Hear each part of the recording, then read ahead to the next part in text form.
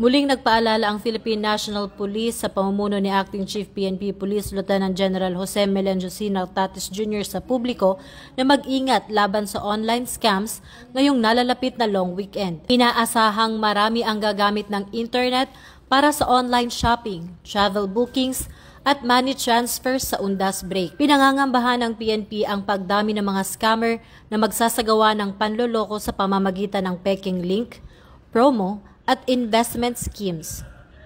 Hinihikayat ni Police Lieutenant General Nartates ang lahat na maging mapanuri. Tinitiyak din ng PNP na patuloy ang pagbabantay ng kanilang anti-cybercrime group at mga regional cyber units para agarang makaresponde sa anumang reklamo. Upang maiwasan ang panloloko, nagbigay ng mahalagang paalala ang PNP.